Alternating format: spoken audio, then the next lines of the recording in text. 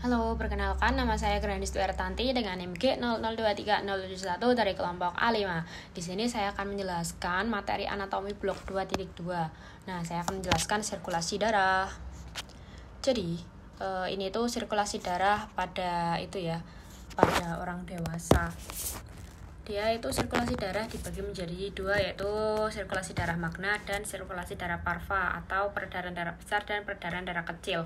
Nah, untuk peredaran darah besar itu dari ventriculus cordis sinister ke aorta, lalu ke arteria muscularis, ke arteriol, dan lanjut ke kapiler, yaitu sebagian besar tubuh itu ke kapiler itu, lalu ke venula, lalu ke vena, dan lanjut ke vena cava superior dan inferior, kecuali sinus coronarius, lalu ke atrium cordis dextrum. Selanjutnya saya akan menjelaskan tentang sirkulasi darah parva atau peredaran darah kecil, yaitu dari ventriculus cordis dexter ke truncus pulmonalis, lalu ke arteri pulmonalis dan ke pulmo untuk oksigenasi, dan ke vena pulmonalis, dan lanjut ke atrium cordis sinistrum. Lalu ini sirkulasi darah fetal atau pada janin.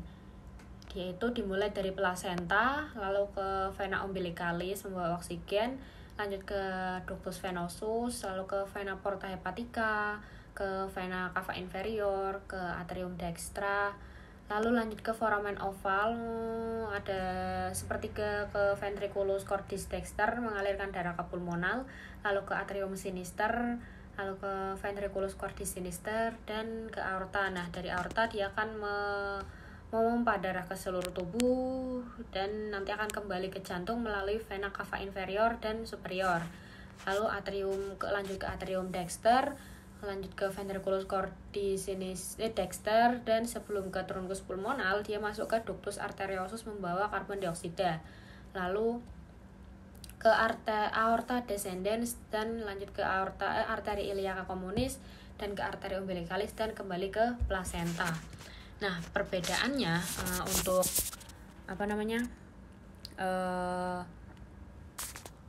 sirkulasi darah dewasa dan janin.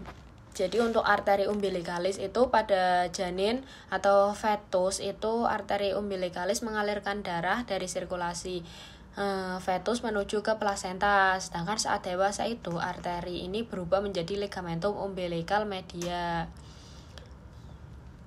Lalu untuk vena umbilicalisnya itu pada fetus, vena umbilicalis mengalirkan darah dari plasenta ke sirkulasi fetus, sedangkan saat dewasa vena ini berubah menjadi ligamentum teres. Lalu untuk ductus venosusnya itu saat janin atau saat jadi janin ya dia itu menghubungkan vena umbilicalis dengan vena cava inferior, sedangkan ketika dewasa itu ductusnya itu berubah menjadi ligamentum venosum. Lalu ke foramen oval pada fetus, shunt antara atrium kanan dan kiri. Saat dewasa foramen ini berubah menjadi fossa ovalis. Untuk ductus arteriosus itu saat dewasa berubah menjadi ligamentum arteriosum. Dan untuk fisiologinya itu beberapa organ yang pada dewasa digunakan maksimal diambil alih oleh plasenta pada fetus, misalnya jantung, paru-paru, dan ginjal. Untuk saturasi oksigennya pada dewasa itu saturasi oksigen sekitar 98%, sedangkan pada plasenta hanya sekitar 60% karena pertukaran oksigen yang lambat. Lalu lanjut ke kelainan kongenital atau kelainan jantung bawaan. Yang pertama ada paten foramen oval. Namanya juga foramen oval berarti dia foramen ovalnya itu gagal berkembang menjadi fossa oval.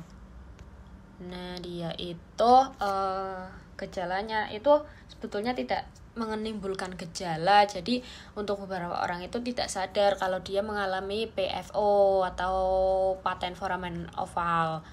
Tapi ada juga yang mengalami gejala seperti lemah atau mati rasa di lengan atau kaki, lalu migrain atau sakit kepala, nyeri dada, dan penggumpalan darah. penanganannya itu untuk kebanyakan kasus PFO itu tidak membutuhkan pengobatan khusus, tapi kalau misal udah parah gitu atau kondisi tertentu itu PFO-nya dapat ditutup melalui prosedur kateterisasi atau pembedahan. Lanjut ke paten ductus arteriosus. Kalau tadi foramen oval, kalau ini ductus arteriosus, berarti ductus arteriosusnya itu tidak dapat mengembang atau gagal berkembang menjadi ligamentum arteriosum. Nah, yaitu dampaknya itu darahnya mengalir dari aorta ke arteri pulmonalis yang menyebabkan beban kerja berlebih pada ventrikel kiri dan hipertensi pulmonal. Gejalanya itu dia akan mudah lelah karena peredaran darah yang tidak efisien, lalu berkeringat berlebih saat makan atau menangis, dan dapat menyebabkan masalah pernapasan dan sesak napas. Lalu penanganannya itu bisa dengan terapi tergantung pada ukuran dan gejala. Beberapa PDA itu kecil, beberapa PDA kecil itu dapat menutup sendiri, sedangkan yang lebih besar itu memerlukan intervensi bedah. Lanjut ke ventricular septal defect atau VSD.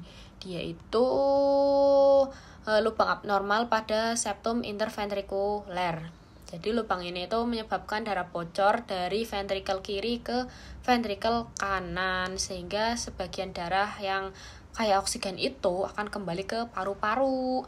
Gejalanya itu tergantung ya pada ukuran lubangnya. Kalau misal kecil itu tidak menimbulkan masalah, tetapi kebanyakan VSD yang besar itu dapat menyebabkan gagal jantung dan hipertensi pulmonal.